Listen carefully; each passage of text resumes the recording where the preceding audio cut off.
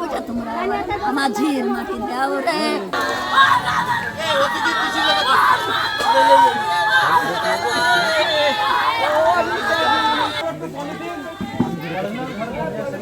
যে আমার ভাই সব ধরনের নেশা করতো, আম্মুর কাছে টাকা চাইতো, আম্মুর হুমকি দিত, আম্মু টাকা দিতেই পারতো না বলে এতদিন ঝামেলা যাই হোক হয়েছে, আজকে একেবারে বটি দিয়ে কুপিয়ে ফেলেছে।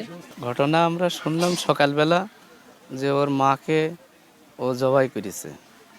আমরা শুনলাম, এখানে আসার পর জানতে পারলাম যে ও নেশাগ্রস্ত অবস্থায় আনুমানিক ভোর রাত্রি 3টা বা 4টার দিকে ওর মার কাছে টাকা চেয়েছে, হয়তো টাকা দিতে পারেনি, যার কারণে ওই নেশার তাড়নায় ওর মাকে খুন করেছে। মানে ও এতই খারাপ যে প্রায় 3 বছর আগে ওর মেয়েকেও ও বিষ খাইয়েছিল।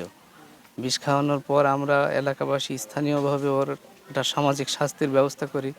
অতঃপর ও বাড়ি থেকে চলে যায়। যাওয়ার পর কিছুদিন পর বাড়ি আসার পর ওর বাপেরও নেশাগ্রস্ত অবস্থায় বুকে লাথি মারে। 5 থেকে 7 দিন পর ও বাপটাও মারা গেল। তা আমরা এই মাদক থেকে পরিত্রাণ চাই। ওই যে একটা বাচ্চা গিয়ে আমাদের ডাকছে, ডেকে বলছে তোমার শাশুড়ি মরে গেছে, ওনার বেটার পর বলছে। তা আমরা বলছে কি জন্যে মরেছে, তা বলছে বমি করে এই হাসে নাক মুখ দিয়ে রক্ত উঠে মরে গেছে। আমরা দৌড়দৌড়ি করে এসে ঘরের ভিতরে দেখছি খুব রক্ত তড়াতাড়ি একদম নাশ পড়ে রয়েছে মরে।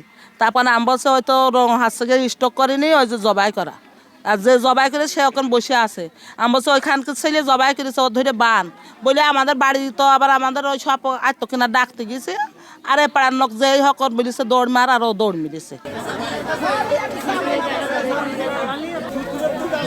দেখি